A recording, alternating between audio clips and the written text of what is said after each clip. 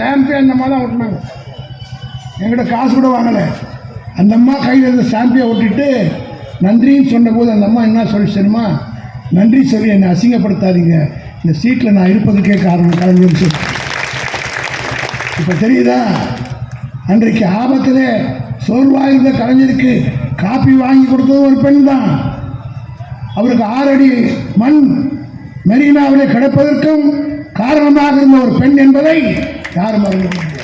அதனால்தான் எல்லா திட்டங்களையும் இன்றைக்கு 1000 ரூபாய் மட்டுமல்ல, புதுமை பெண் திட்டம், மற்ற திட்டங்கள் எல்லாவற்றுக்கும் மேலாக உள்ளபடியே அந்த திட்டத்தை நினைக்கிற போதுதான் மிகவும் என்னை போன்றவர்கள் அந்த திட்டம் அறிவிக்கப்பட்ட போது அழுது விட்டேன்.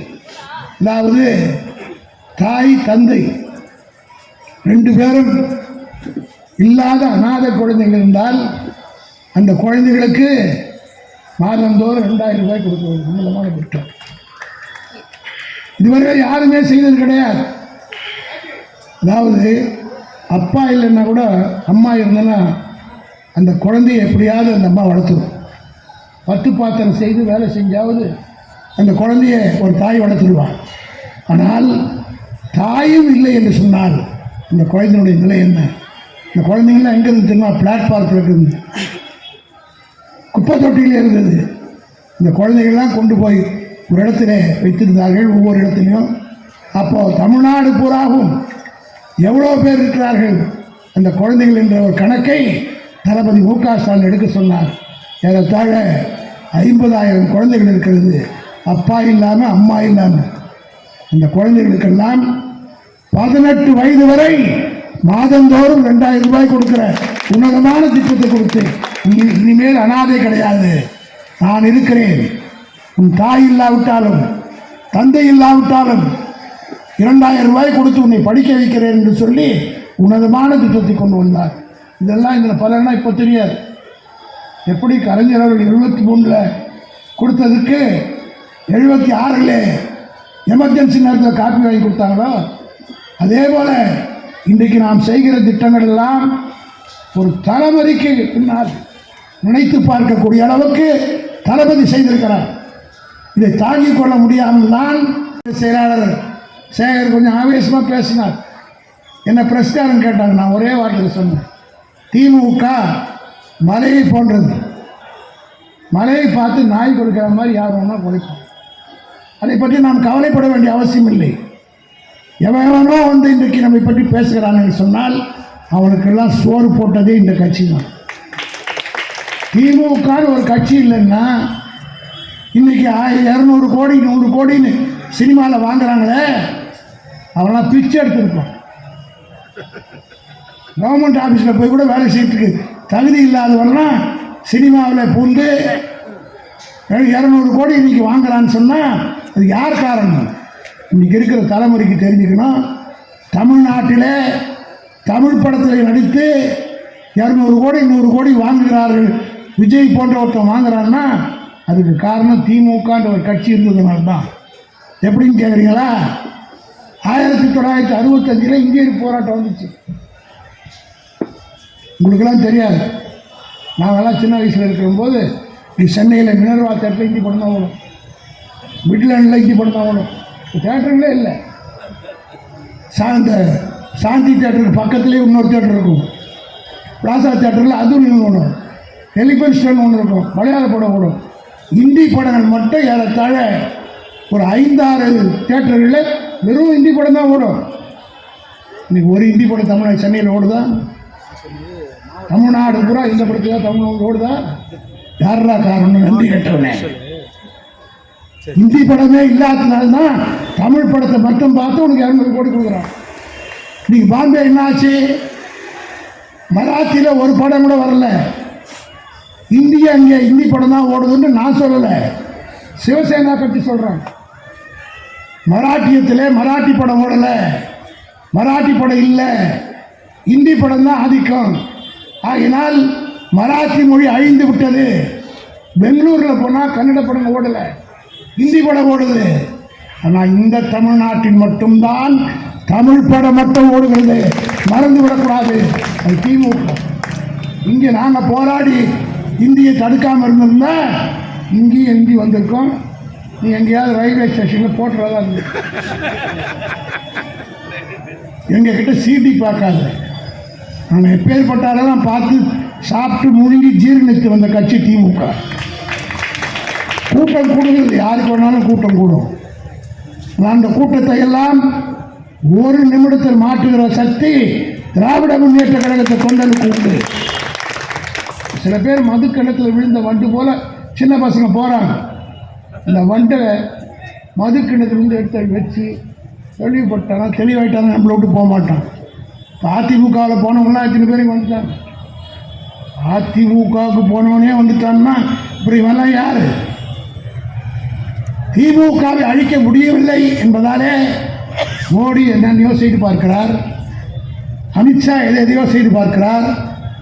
தமிழ்நாட்டை பொறுத்த மட்டிலும் இன்றைக்கு இந்தியாவிலேயே நம்முடைய முதலமைச்சர் தளபதிக்கு இருக்கிற பெயர் வேறு யாருக்கும் இல்லை என்று எல்லாம் பாராட்டுறோம். அதே போல மோடி ஒன்றொன்னா செஞ்சிட்டு இருக்கார். தமிழை அழிக்க வேண்டும் என்று பார்த்தால் இப்போ கடைசியாக நேற்றுக்கு பண்ணியிருக்கார் ஒரு அநியாயம். மகாத்மா காந்தி பெரிய இருக்கார். தாய்மார்கள்லாம் நினச்சி பார்க்கணும். காந்தினா யார்? நீங்கள் நானும் ஒன்றா உட்காந்து பேசுகிறோன்னா இந்த உரிமையை வாங்கி கொடுத்துட்டு ஒரு கவுன்சிலராக கூட இல்லாமல் செத்தவர் தான் மகாத்மா காந்தி. அந்த மகாத்மா காந்தியினுடைய பெயரை நேற்றுக்கு பாராளுமன்றத்தில் இருந்து சட்டம் கொண்டு வந்து அவர் பெயரால் இந்த திட்டத்தை நீக்கியிருக்கிறார்கள். இங்கே இருக்கிற எடப்பாடி அதுக்கு ஜால்ரா தட்டி கொண்டிருக்கிறார். நேற்றுக்கு பேசியிருக்கிறார் எடப்பாடி. இஸ்லாமியர்கள் எல்லாம் ஒரு விழா, கிறிஸ்துவ விழா நடத்திருக்காங்க. அதில் போய் நாமெல்லாம் திமுக என்கிற குள்ள நரி, ஆடு இருக்கிற குட்டிக்குள்ள கிறிஸ்துமஸ் மாட்டுக்கொட்டையில் பிறந்தாருன்னு தானே பேசினதை சொல்லுவாங்க. அவர் நம்ம கதை சொல்கிறார். உலகத்துக்கே கதை எழுதி கொடுத்தவங்க நம்ம. உங்கள் தலைவன் எம்ஜிஆரே எங்கள் கலைஞர் எழுதி கொடுத்த வசனத்தை பேசிதான் நாட்டுக்கே அறிவிப்பாங்க. உங்கள் அம்மா ஜெயலலிதாவே எங்கள் தலைவர் எழுதி கொடுத்த வசனத்தை பேசிதான் நாட்டுக்கு அதிகமானார். ஆக எங்ககிட்டயே அவர் வசனம் பேசலை. நேற்றுக்கு பேசியிருக்கார். நீ பத்திரிகையில் பார்த்து இஸ்லாமிய சிறுபான்மை மக்கள் எல்லாம் ஆடுகள், சில நரிகள் இங்கே புகுந்து உங்களை எல்லாம் சாப்பிட்றது பார்க்குறதா? நாங்கள்லாம் நரிங்க தான். திராவிட முன்னேற்ற கழகம் என்ற ஒன்று இருக்கிறதுனால்தான் இன்றைக்கு இஸ்லாமிய மக்கள் பாதுகாப்பாக தமிழ்நாட்டில் இருக்கிறார்கள், கிறிஸ்துவர்கள் பாதுகாப்பாக இருக்கிறார்கள். அந்த கூட்டத்தின் வாயிலாக கேட்குறேன், உங்களுக்கு கொஞ்சம் கூட வெட்கம் இல்லாமல் போய் சிறுபான்மை மக்களை பற்றி பேசுகிறாங்க. இன்றைக்கு இந்த சட்டம் சிஐஏ என்று சொல்லப்படுகிற அந்த சட்டம் வர்றதுக்கு காரணமே எடப்பாடி தான். நாங்கள் எல்லாம் பார்லிமெண்ட்டில் உறுப்பினராக இருந்தோம். அந்த சட்டம் வருது, எதிர்த்து நாங்கள் பேசுகிறோம். இங்கே தமிழ்நாட்டில் வாழ்கிற இலங்கை தமிழர் இலங்கையிலிருந்து விரட்டப்பட்டு ஏறத்தாழ 30 வருஷமாக இருக்கிறான், அகதியாக இருக்கிறான். அவனுக்கு உரிமை கிடையாது. அதே போல் இஸ்லாமியர்கள் வேறு நாட்டில் இருந்து வந்து குடியேறி 30 வருஷமாக இருக்காங்க. அவங்களுக்கெல்லாம் குடியுரிமை இல்லை. அவர்கள் குடியுரிமை தரணும் அப்படி என்று நாங்கள் கொடுத்த திருத்தம் பாராளுமன்றத்திலே ஓட்டு எடுப்புக்கு வருது.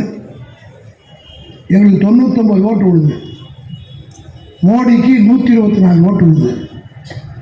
அதில் 13 ஓட்டு எடப்பாடியும் அன்புமணியும் போட்டு, எடப்பாடி ஓட்டு 12, ஏடிஎம்கே ஓட்டு 12, ஒரு அன்புமணி ரொம்ப யோகியர், கத்தாப்பணியாக அடிக்கிறவர், தாயை பாட்டிலால் அடிக்கிறவர். அவரெல்லாம் இந்த நாட்டில் ஒரு தலைவர். அந்த தலைவர் ஆக 13 பேர் ஓட்டு போட்டாங்க. அந்த 13 பேர் எங்களுக்கு ஆதரவாக, இலங்கை தமிழர்களுக்கு ஆதரவாக, சிறுபான்மை இஸ்லாமியர்களுக்காக போட்டிருந்தால் 99 112 ஆயிருக்கும், 124 111 ஆயிருக்கும். ஒரு ஓட்டில் மோடி கொண்டு வந்த சட்டத்தை தோற்கடித்து காட்டியிருக்க முடியும். அந்த துரோகத்தை செஞ்சவன் நீ வந்து சிறுபான்மை பற்றி பேசுகிறாய் என்றால் மக்கள் ஏற்றுக்கொள்வார்களா? ஆகவே தான் நான் தெரிவித்துக் கொள்ள விரும்புகிறேன். எதிர்காலம் சிறப்பாக இருக்கிறது, மக்கள் நன்றாக இருக்கிறார்கள். போகிற இடமெல்லாம் திமுக இப்போ எல்லா கட்சிக்காரர்களும் பேச ஆரம்பிச்சிட்டாங்க. பொதுமக்களே, டாக் ஆஃப் தி டவுன் என்று சொல்கிறாங்க. முன்னெல்லாம் தேர்தலுக்கு ஒரு 6 மாதத்துக்கு முன்னாடியே ஆளுங்கட்சி மேலே ஒரு வெறுப்பாக பேசுவாங்க.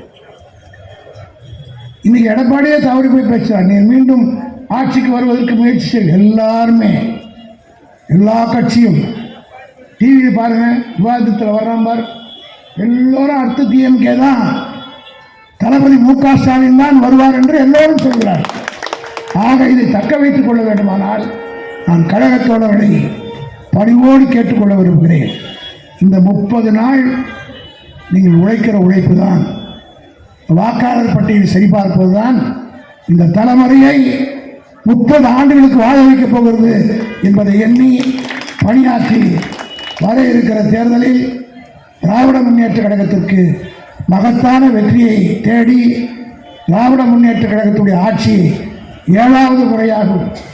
தளபதி மு.க. ஸ்டாலின் அவர்கள் 2வது முறையாக வருவதற்கு உதயநிதி பிறந்தநாள் விழாவிலே நாம் அனைவரும் சபதமேற்போம் என்று சொல்லி வாய்ப்புக்கு நன்றி தெரிவித்து விடைபெறுகிறேன். நன்றி. உள்ள white house Johnson. Johnson. White house Johnson உள்ள ஒரு ஜான்சன். கொஞ்சம் இருங்கடா. சசிகுமார் சார் மாதிரி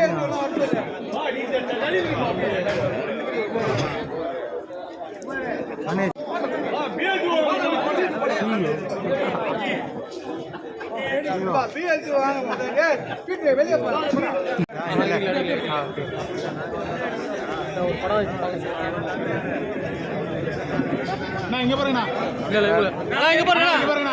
பாருங்க, கொஞ்சம் கீழே இருக்கு. இங்க பாருங்க ராஜனா.